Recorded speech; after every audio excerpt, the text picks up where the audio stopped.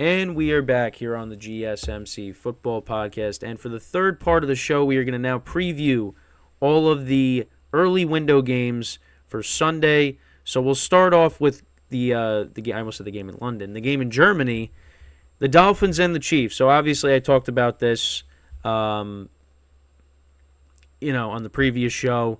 Tyreek Hill playing against his former team for the first time since he was traded from the Chiefs to the Dolphins. And this should be an exciting game.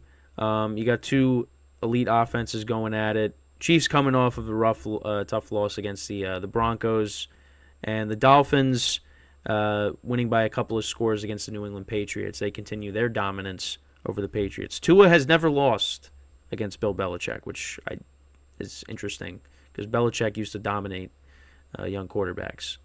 Well, I mean, he still kind of does, but Tua's been the one that's been able to crack the code. So obviously, the Dolphins, there's some criticism. They haven't, they've struggled against good teams on the road. Now, this is a neutral site, so, anything can happen. However, I'm going to take the Chiefs in this game.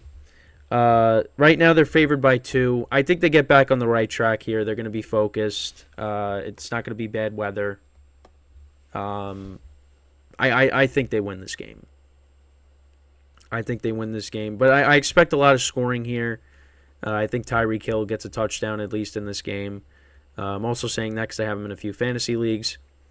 But I'm just hoping for an exciting game. But this is a statement game for the Dolphins. If they can win this game, that at least gets one thing off of their back, that they can't beat a good team. But I think this game will be a little bit of a back and forth.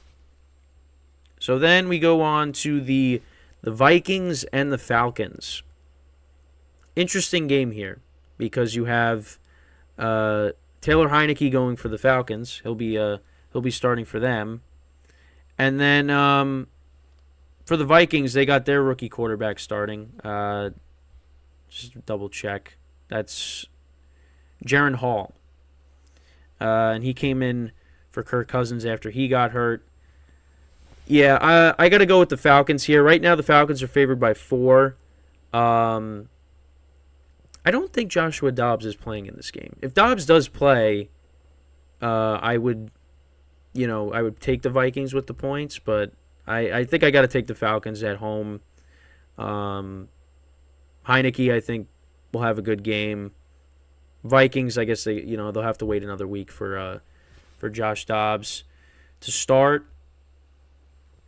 But yeah, I mean, the NFC South. I mean, again, I have no idea who's going to win that division, but I think Heineke could at least gives them a better chance to win than Desmond Ridder at this point in time. So I'll take the Falcons here, favored by 4. I'd lay the points.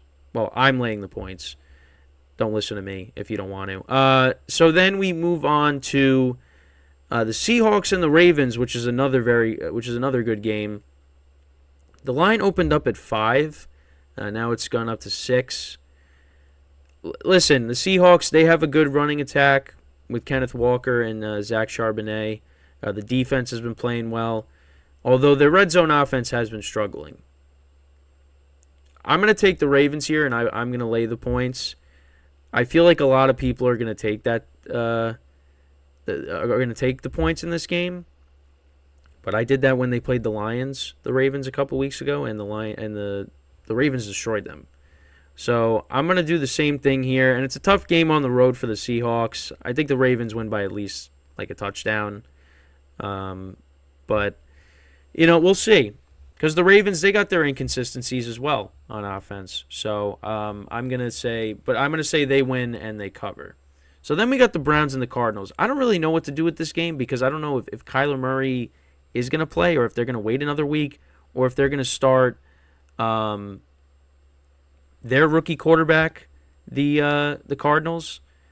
It's I think if they do, I mean, going up against Clayton Tune, I guess they're going to start him and wait another week to play Kyler, and that kind of changes things for me because I don't know if with the rookie quarterback against the Browns defense, I don't know if the Cardinals are really going to, and the Cardinals being 1-7, I don't know if the Cardinals are really going to, score a ton of points here. But, and then for the Browns, I mean, Deshaun Watson, is it going to be him? Is it going to be P.J. Walker? That I'm not 100% sure either. So let's see. Let's look at Deshaun Watson really quick. I just go to sleeper, and then that's where I get my So right now he's still questionable. He was limited on Thursday, so I mean we'll find out. I guess this will go up until game time. I mean the Browns I think will win regardless, but 8's a big number. Right now, I think I had the Cardinals. I'm going to say, I mean, if Tune ends up being the starter, I'm going to say the Browns win and cover.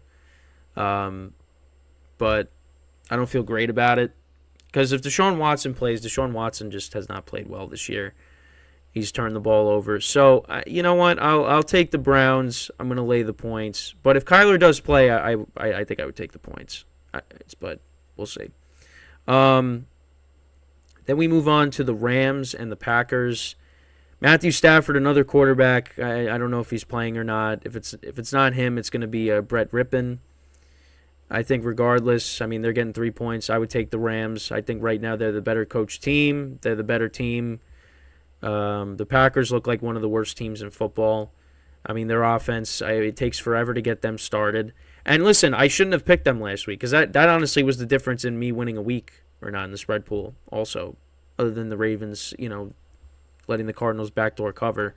I like, you know what? The Packers are due for a win at home against a divisional opponent. This is where they get right. I was trying to be confident in them. And I had too much confidence in them because it was more of the same. And I think it's going to be more of the same on Sunday. You're going up against Aaron Donald and that defensive front. Although the Rams' defense is not as great as it used to be. They don't have Jalen Ramsey anymore. But I think they're the better team here. And I think regardless if Rippon starts or not, if Stafford ends up playing, whoever it is, I think they win this game. And the Packers then would fall to 2-6. So that's my thoughts on that game. So then we move on to the Bucks and the Texans. This one's a tough game to pick because the Texans have played well this year. Last week was not good, losing to the Panthers, giving the Panthers their first win of the season. So, yeah, and the Bucks, you look at them, I mean, ever since that 3-1 start, I mean, the wheels are falling off right now. They're 3-4 now. But I think the Bucks are the better team here just because of their defense. And I feel like this could be a get-right game for them. But, again, I'm not surprised with either outcome. Just because the Bucks with their struggles on offense. But I feel like they can get right in this game. Right now, the Texans are favored by 2.5. I'm going to take the Bucks with the points because of their defense. And I just think they're due for a win. So I'll take Tampa Bay. Then we move on to the Commanders and the Patriots. Patriots are favored by 3. Listen, Sam Howell, he had a great game against the Eagles last week. And I talked about before with Bill Belichick going up against, young quarterbacks, what he does. And I feel like, especially with what the Commanders did at the trade deadline, trading Montez Sweat, trading Chase Young, that's going to be a problem. That's going to be a problem. The Patriots should be able to move the ball against this defense. And listen, the Patriots defense is still, a solid unit. So you know what? I'm taking the Patriots and I'm laying the points. I think they force Sam Howell into some turnovers. I think this could be a bad game for Sam Howell, but we'll see. We'll see. And then the final early window game. Sorry, that's my dog right outside the door here. We got the Bears and the Saints. Bears coming in at 2-6. Saints 4-4. Right now the Saints are favored by 8.5. It was at 7.5, I think, when the line opened up. Let me just check really quick. Oh, so it was 6.5. So it's gone up. Yeah, I'm taking the Saints. I don't like it. Tyson Bagent's making another start. I'm not fully confident in it, but I don't think the Bears are going to be able to score a lot of points here. I mean, listen, they did well against the Raiders, but that just shows you how bad the Raiders are. And look at what the Raiders have done now over the last couple of days. Letting go of their coach, their general manager, their coordinators. I mean, they're a complete overhaul, pretty much. That just shows you how bad the Raiders are. The Bears, yeah, the Saints, they looked a lot better last week against the Colts. However you want to take that. I think anything is encouraging just because, I mean, they've been struggling to find their rhythm on offense, and their defense hasn't been great this year.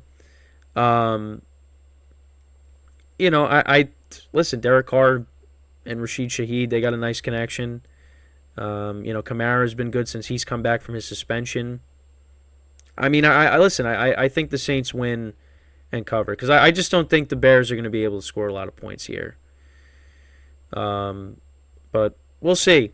I could be completely wrong. I don't feel super confident with this game, but I can't pick the Bears. I just can't. So, that's my thoughts on all the early window games. Let me know what you guys think. Who do you guys have in each of these games? But yeah, I mean, listen, you got the Germany game, which is, I mean, that's a great way to start off your day. Watching these two offenses going at it. And listen, I said I wish this game was being played either in Arrowhead or in Miami, but listen, you want to give the fans overseas a good game, and they're getting a really good game. Both teams are 6-2, tied for the number 1 seed in the AFC with a couple other teams as well. I mean, the Ravens are 6-2, the Jags, well, they're on a bye this week, but they're also 6-2. So like, it's definitely something special that they're gonna get to see these two teams play each other on Sunday. It's a very important game, and you got Tyreek Hill facing his former team, so it's gonna be a lot of fun. And then you got some interesting matchups when it comes to the quarterback position, because some games you're like, who's playing? You got guys that are questionable. What you're gonna start a rookie? You're gonna start a guy coming off of injury. And then you also got the Ravens and the Seahawks game, which can definitely be a good game, but we'll see. I mean, the line definitely went up in that game because that was at 5. That's now at 6. So I'm taking the Ravens. I'm not making the same mistake I did when I took the Lions with the points, because I'm like, oh yeah, Lions are getting the points. You should do that. And listen, that was the same thing with like the Rams and the Cowboys last week. I'm like, the Rams are getting 6.5 points. Like, I feel like I should take that. That's a lot of points. I'm like, you know what? I'm going to keep it. I'm going to keep it as the Cowboys. Cowboys are good at home. So I'm going to keep it. And thankfully I did, because that game was over after the first quarter. I'm just hoping this is like my rebound, and I have like this monster second half. I get myself, towards the top of the standings in my spread pools, and finally win a week. That's all I'm asking. It's just 1 week, just so I could say I did it. That's literally I'm asking. Is it that hard? I mean, a lot of people probably don't understand. If you're watching this, you probably don't understand why does it matter. I've been doing spread pools for pretty much my whole life. Well, 3/4 of my life. And I have not won one single week. Not one. I did win, finishing in the top. I ended up finishing in the top 4 in both of mine last year, so I did get something out of that, but got to win a week. But I was consistent last year. It's just every time I would be one of the last people I'd be one of the top people, but one person would be doing better than me. Would have win one more game. So, yeah, that's the struggle.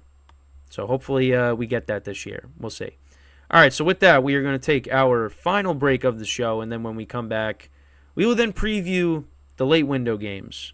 I'll give you my thoughts on that. I know we talked about the Bills-Bengals already, but we will talk about the rest of those games when we come back from this break. So stick around, and we'll be right back here on the GSMC Football Podcast.